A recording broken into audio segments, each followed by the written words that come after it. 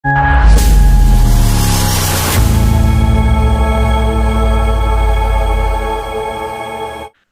tadi? Ah, udah nggak di sini ya. Ya, Pak Mas Nugroho ya, udah jelaskan juga ya. Font cetakan segala macam, kemudian garis merah. Ya, saya nggak tahu apalagi kira-kira yang mereka sering gunakan sebagai alasan kira-kira yang masih belum pernah kita bantah atau mungkin belum ini. Ya, silakan coba diinformasikan ya. Seingat saya, sekarang yang dimasalahin bukan masalah teknologinya lagi. Rismon nggak pernah lagi ngomong secara teknologi sebenarnya. Kenapa? Karena dia udah tahu. Kemarin dia udah ke perpustakaan Fakultas Hukum katakanlah, dan dia menemukan hal yang sama. Oh, kok nggak ada tanda tangannya? Itu saya ketawa. Dan kemungkinan fontnya juga sama itu.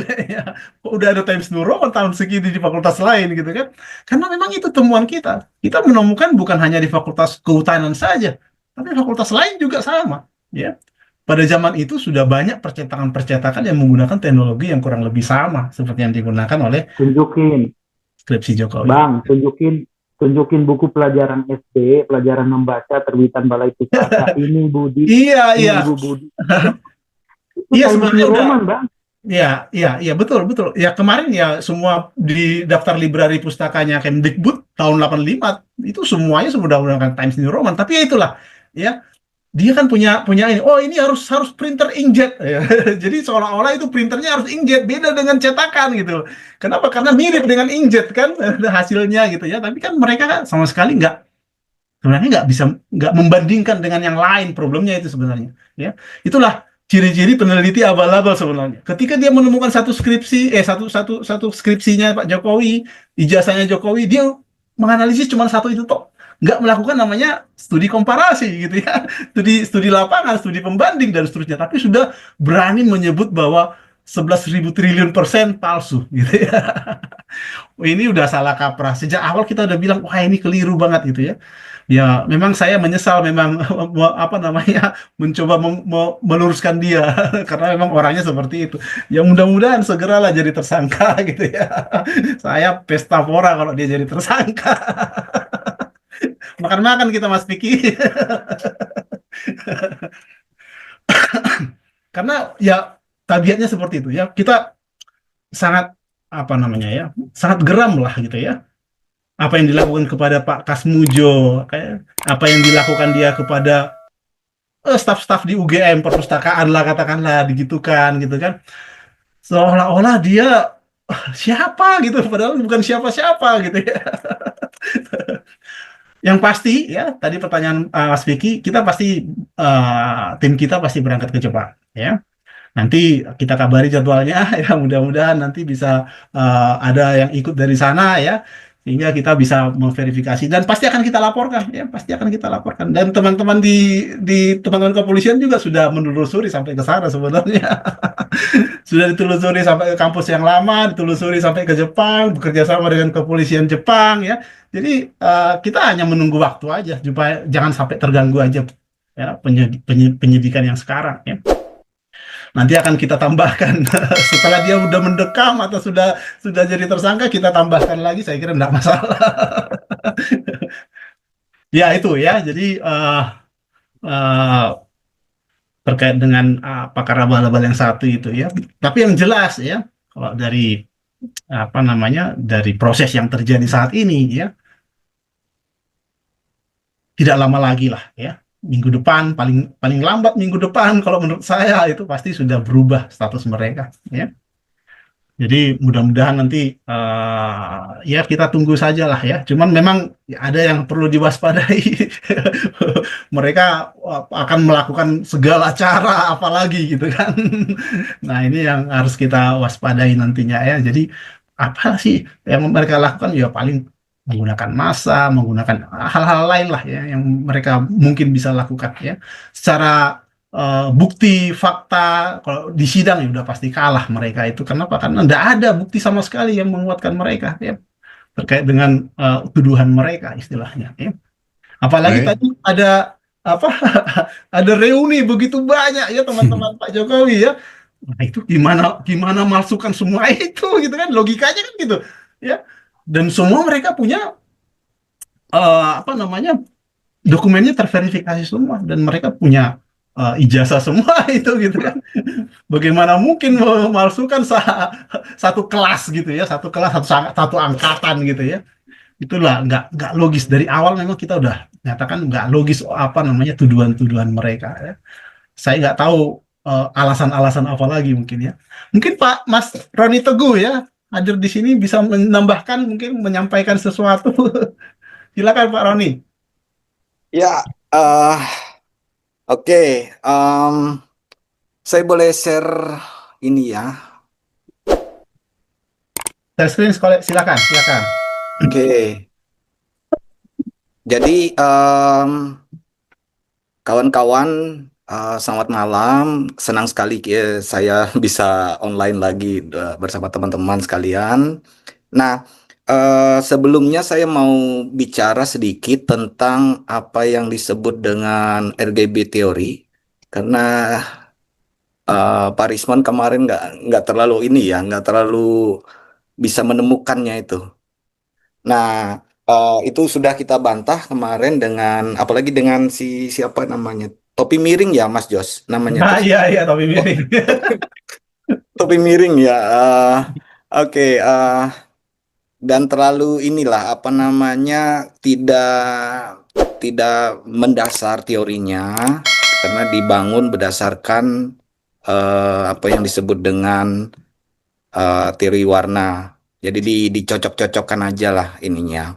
Nah, dari sini kita mau bicara dulu apa sih yang kemarin mendasari dasar teori untuk bisa mendeteksi warna hitam itu. Nah, kalau kita lihat dari sini teorinya itu RGB itu kan dia punya visible spectrum. Jadi mata kita itu bisa melihat eh, warna seperti contohnya warna pelangi ya, merah, kuning, hijau. Tapi kita tidak bisa melihat hitam di warna-warna atau warna-warna lain di ini. Apalagi dengan kita kalau membaca di teori anak-anak SD, teori Newton untuk warna menggunakan satu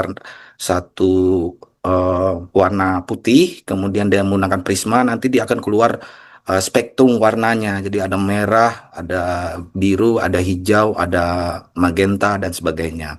Nah, dari sini kan ada 400 nano, kemudian ada 700 nano. Ini spektrum warna. Saya rasa si Rismon pasti belajar lah dulu belajar. Nggak tahu apakah dia bisa bisa sampai teorinya sampai sini. Saya nggak tahu karena dia di computer vision. Berarti kan saya juga belajar dulu di computer vision juga. Nah, apa yang mendasari eh, pendeteksian warna yang diwarnai hitam? Saya akan contohkan di sini. Ini bisa dilihat nggak deh papernya? Bisa, bisa. Oke, ini paper Rana Patal, judulnya Gradient Dynamic High Dynamic Range Kompresi. Inilah dasar saya waktu itu menggunakan aplikasi JIMS yang tune mapping, di mana ada algoritma Patal et al. 2002. Nah, ini papernya. Nah, dasar teorinya adalah metode ini akan mencerahkan dari image, dari detail di mana ada warna hitam. Ini regional warna hitam. Nah, kebetulan case problemnya itu adalah cap warna merah yang diduga melintas atau di belakang. Nah, dengan teori ini, saya melihat bahwa teori ini yang cocok untuk bisa digunakan untuk computer vision. Jadi, nanti kita akan melihat secara detailnya yang Mas Jos tadi sudah beritahu bahwa sudah di-scan dan kelihatan sudah garisnya. Fungsi dari computer vision adalah meyakinkan atau mencari informasi baru atau membantah teori-teori yang selama ini berseliweran atau beredar. Nah, gradient domain high dynamic range kompresi ini contohnya seperti ini. Dari warna hitam ini kita dapat bisa detailnya seperti ini gambarnya. Atau kalau kita perlihatkan lagi gambar yang lebih bagusnya lagi. Nah, kita punya foto misalnya. Di sini ada warna hitam. Terus menggunakan algoritma ini kita bisa melihat detailnya sini. Itu sebabnya foto yang kemarin yang ada foto di ijazah tersebut warna hitamnya dan Rismond tidak bisa menemukannya. Disinilah detailnya bisa kelihatan. Jadi sudah terpatahkan teorinya, penelitiannya sudah tidak berlaku lagi. Teorinya itu sudah gugur secara keilmuan ya, Mas Jos ya.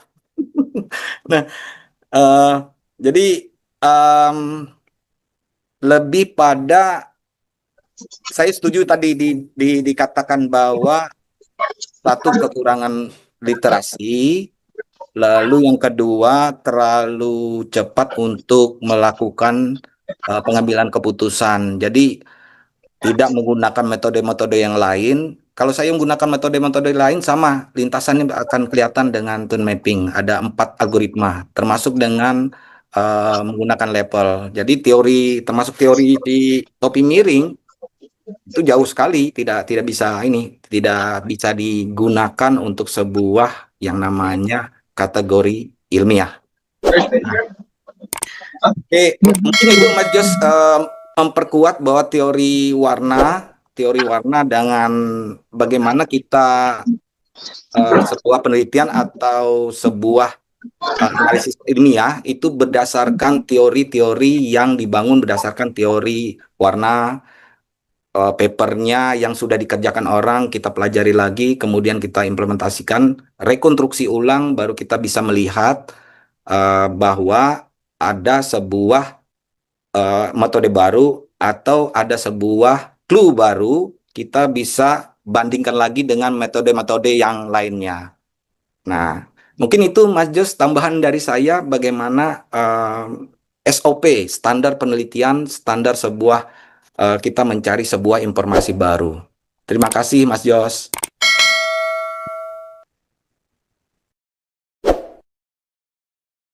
Iya, iya. Terima kasih Pak Roni Teguh. Silahkan kalau ada tambahan lagi mungkin yang lain atau ada yang mau bertanya, silahkan atau mau menambahkan atau saya coba cek di chat kita ya. Apalagi yang belum tanya, carbon dating tadi udah, Janisha Rismon, Sandi X udah. Nah, terkait topi merah mengakui. Kalau Ya, Bang, kalau UGM mereka tuduh, mereka sebut data di server dirubah demi menyesuaikan periodisasi jabatan dekan, itu udah pernah dijawab nggak di sini?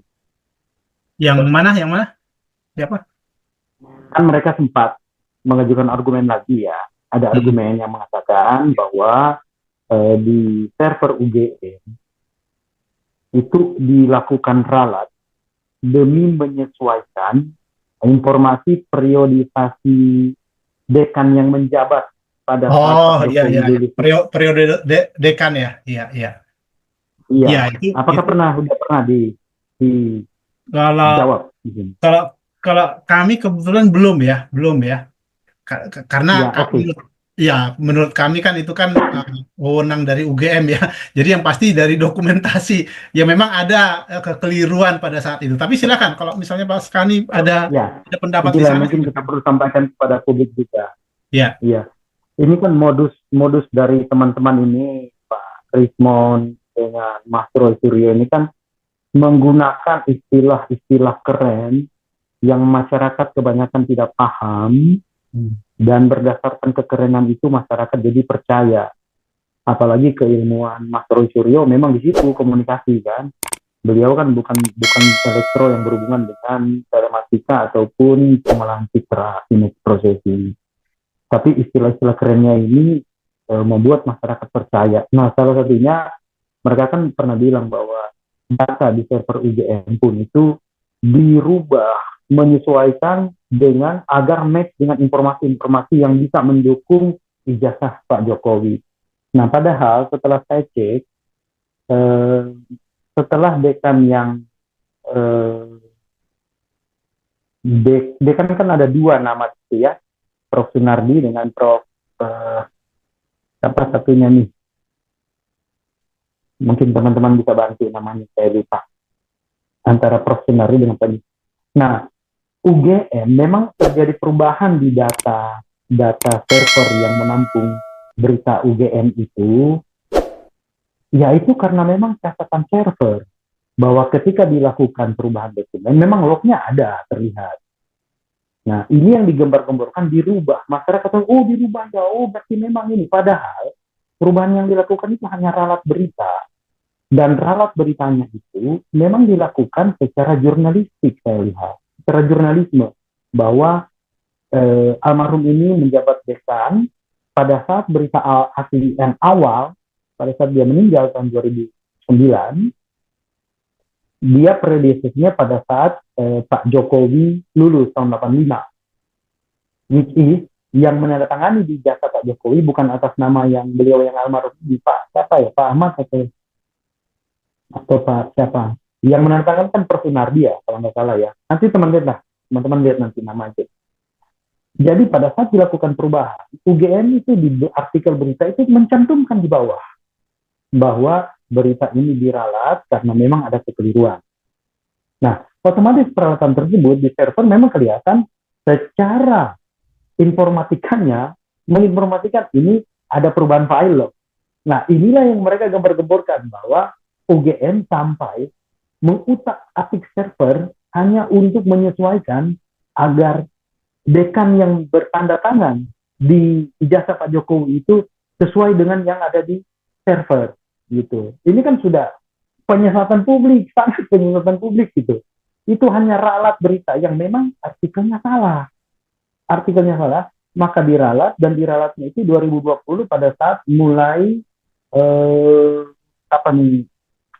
Bambang Tri ini mulai ngetop gitu ya.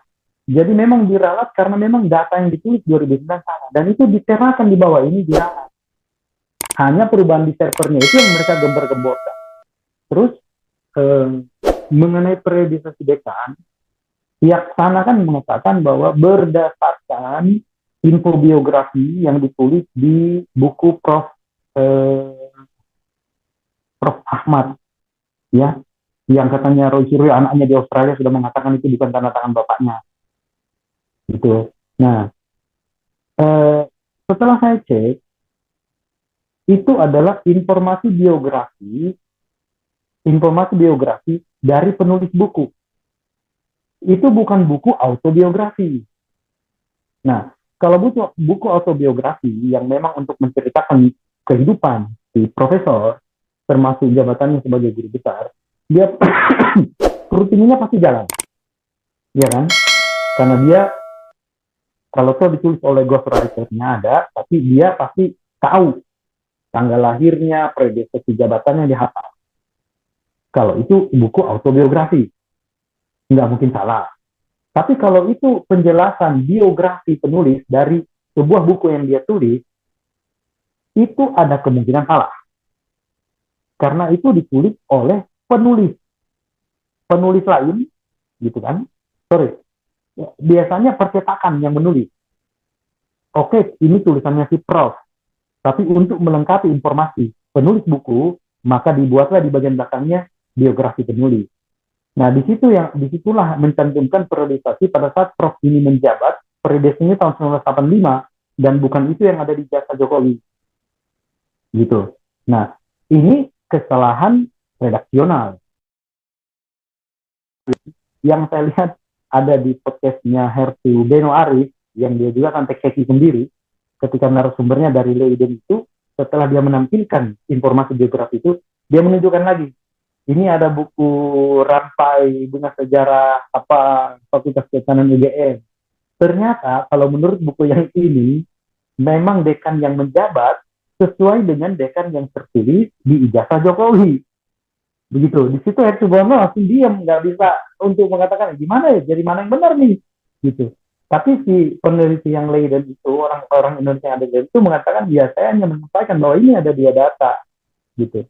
Nah, jadi kalau melihat apa yang diralat UGM pada tahun 2009, ya, analisis saya, ketika sang guru besar, sang prof meninggal, dan mereka mendapat informasi dari keluarga bahwa, oh enggak, bapak bukan tahun 85 pada saat itu, bapak bukan dekan, gitu. Karena periodisasinya melompat 78 ke 82, 82 ke 84, habis itu 84 ke 86 putus. Nanti 88 ke 92 menjabat lagi. Nah, di periode yang 84 ke 86 ini nggak di masa Jokowi ini, dekan yang Pak Sunardi itu, maka UGM meralat pada 2009 dan itu diterapkan pada tahun 2020 ini, dirubah karena memang terjadi kesalahan. Nah, data perubahan di server itu yang digunakan oleh kubu para pakar ini, tanda kutip mengatakan bahwa ini server UGM aja untuk dirubah hanya untuk menyesuaikan. Masyarakat keren banget ya, sampai server masyarakat tidak tahu latar belakang ceritanya. Itu saya tambahkan, Bang. Iya, baik. Terima kasih, Mas Kani. Ya, memang begitulah ya, apa namanya, dasar-dasar mereka melakukan tuduhan-tuduhan ya. Hal-hal yang sepele, hal-hal yang tidak mendasar sebenarnya gitu ya. Dari ucapan-ucapan seperti misalnya, yang sering kan mereka ini bahkan banyak profesor yang tertipu gitu ya. IPK, IPK gitu ya. Jadi ketika Pak Jokowi katakanlah pernah apa namanya bercanda sebenarnya dengan teman-temannya ya, para menterinya gitu ya. Menterinya kan pintar-pintar itu, Pak Mahfud ya, IPK-nya berapa? 3 atau 4 gitu ya. Pak Jokowi bilang, oh, IPK saya cuman apa namanya di bawah 2 gitu ya. Nah, faktanya bukan IPK sebenarnya, tapi memang IP semesternya memang pernah mungkin di bawah 2. Itu hanya 1 semester gitu ya. Nah, kemudian terkait dengan nilai juga ya. Ini juga yang kemarin dibawa oleh Rismon juga pada saat gelar perkara khusus ya. Jadi Rismon masih merasa nggak mungkin lulus kalau mata kuliah ini, mata kuliah ini, mata kuliah ini dapat D gitu ya. Padahal dia nggak tahu aturan mainnya, aturan yang berlaku di apa namanya di fakultas itu. Jadi di Fakultas Kehutanan ya, untuk meraih gelar sarjana memang dia harus melewati 2 jenis kurikulum ya. Kurikulum yang pertama menyelesaikan sarjana muda kurang lebih 6 semester gitu ya. Kurikulum kedua menyelesaikan sarjana atas atau sarjana itu kurang lebih 4 semester atau 40 SKS gitu ya. Nah, nilai Jokowi gitu ya, itu pada saat sarjana muda memang ada yang nilainya rendah, ada yang D gitu ya, ada beberapa D, dan itu masih jauh di bawah di bawah batas apa namanya maksimum yang ditentukan ya. Jadi untuk gelar sarjana muda ya, IPK-nya syaratnya itu minimal 2 ya, IPK-nya ya. Jadi dengan IPK 2, sekian itu pasti bisa lulus ya. Kemudian ada syarat yang berikutnya, maksimal nilai D-nya itu adalah 25% dari total SKS-nya. Jadi masih jauh sekali dari ya apa namanya total SKS yang dia dapatkan itu 120 nilai D-nya kurang lebih hanya sekitar 19. Itu udah jauh dari di bawah 25% ya kan. Artinya dia lulus sarjana mudanya kurikulum itu ya. Nah, sarjana atasnya S1-nya ya itu rata-rata 3 di atas 3 ya. Minimal untuk lulus itu 2,5 ya. Nah, disitulah kalau dijumlahkan semua ya SKS-nya 160 ya. Jadi lulus sarjana muda dan lulus sarjana atas baru dia bisa dapat ya S1 ya. Jadi bukan karena nilai mata kuliah tertentu nilai D otomatis jadi nggak lulus. Nah, ini apa namanya asumsi-asumsi yang benar-benar keliru karena mereka tidak memahami benar ya peraturan yang berlaku pada zaman itu ya. Dan Mungkin, banyak Bang, ya. mungkin sebagai bagian dari strategi kampanyenya mengatakan begitu, meskipun mereka tahu bahwa nilai D itu bisa saja di carry over sampai ke transkrip. Terus terang, saya yang masuk kuliah tahun 95, ya, karena dulu banyak main-main di luar dan sempat cari nafkah sambil kuliah, akhirnya istilah kami memanfaatkan jatah beasiswa atau jatah subsidi full pemerintah kami kuliah sampai 7 tahun. Ya, saya sampai 2002 baru saya habis dan saya punya nilai D. Terus terang, Terus terang, karena kita udah nggak, daripada kita udah di DO, mendingan udah kita bungkus. Bukan berarti, maaf ya, bukan berarti kita nggak bodoh-bodoh amat lah, gitu. Kita nggak bodoh-bodoh amat. Jadi nilai D tersebut ya udah bungkus dan masuk dalam transkrip saya. Makanya waktu saya lihat di berita mereka menggembar-gemborkan bahwa nilai D mana mungkin lulus. Wah, saya agak berontak juga mati begini orang ini. Sebenarnya mereka tahu itu bisa gitu. Sepanjang tidak melebihi kuota yang Bang Jos bilang tadi gitu. Dan sepanjang IPK kumulatifnya itu memang melewati syarat minimal yang disampaikan diatur oleh ditentukan ya, betul. Iya, dan saya yakin juga, saya terus terang, saya seorang kritikus Jokowi 2014 sampai 2019 saya mengkritik. Saya terhadap kebijakan publik Pak Jokowi, saya kontra. Tapi ketika sudah urusan personal, urusan ijazah, wah hati-hati nih. Ini benar itu kata Yakub Hasibuan itu. Yang diperjuangkan ini adalah masyarakat secara keseluruhan. Bayangkan kalau sistemnya bahwa ijazah kamu palsu. Kalau kamu nggak tunjukkan, berarti kamu palsu. Ntar besok-besok, sertifikat rumahmu itu palsu. Kalau kamu nggak tunjukkan, palsu. Loh, kalau sertifikat rumah saya lagi sekolah di bank, gimana? Saya nggak bisa tunjukkan kan? Hanya fotokopian yang bisa ditunjukkan. Jadi akan terjadi chaos di mana-mana kalau tanda kutip mereka memenangkan pertarungan hukumnya ini. Itu hancur hukum benar. Makanya waktu mereka bilang tidak mungkin dia itu lulus, tapi saya ini marah. Saya juga punya D loh. Dan kita lulus gitu. Oke, Bang. Thank you. Ya, baik. Terima kasih. Izin Bang Jos. Silakan Mas. Ya, saya tertarik sama tanggapannya Bang Kenny. Di sini saya melihat bahwa ini bukan residu pilpres, bukan. Tapi ini penyakit hati. Ini yang menyebabkan kekerdilan berpikir. Saya ingat sekali, Bung Kenny ini memang dulu dia, kalau mau dibilang dia anti Jokowi. Saya di Facebooknya sampai di ban waktu itu, di ban. Terhadap kebijakan publik beliau. Ya, saya paham. No. Meskipun saya dibutuhi banyak orang sekarang, gara-gara bilang saya jadi jadi saya bilang enggak, ini masalah keadilan kebenaran ini, nggak boleh dicampur-campur. Ya, betul. Saya angkat topi sama Bang Kenny ini. Seperti hormat saya buat Dewan Guru Besar kayak Prof. Kunchoro, Yunarto Wijaya, Carta Politika. Mereka itu mengambil jarak bahwa kebijakan Jokowi memang harus dikritisi, tapi soal yang seperti ini, yang remeh-temeh seperti ini tidak masuk akal untuk ini. Saya juga dulu pada saat itu saya sangat pro Jokowi, tapi pada saat anaknya mulai naik, saya mengambil jarak bahwa ini tidak. Tapi saya melihat bahwa ini sangat tidak dimasuk akal. Berarti ini saya mengambil kesimpulan setelah melihat Bang Kenny tadi itu dan memberi komentar, saya tunggu-tunggu. Wah, Bang Kenny dulu ini anti Jokowi sekali saya. Tapi saya lihat tadi caranya berpikir, saya angkat topi bahwa ternyata memang ini bukan lagi residu pilpres, tapi ini penyakit hati. Seperti Refli Harun yang menafikan kebakarannya demi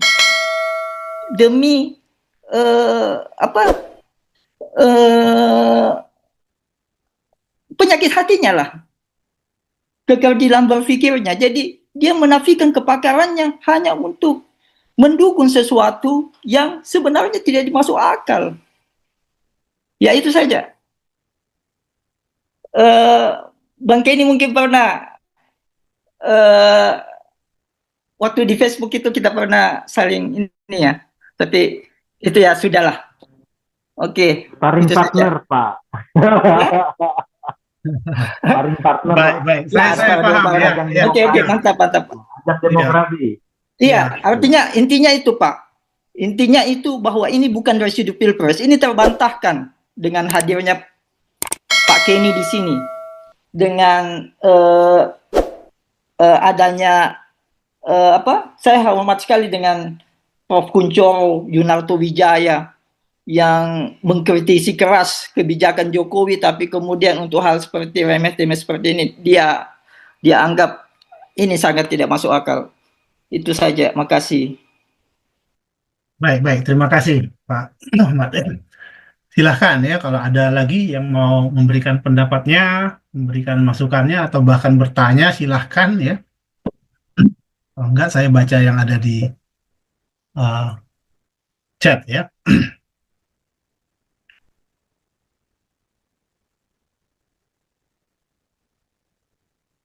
Oke, ada yang bertanya ini soal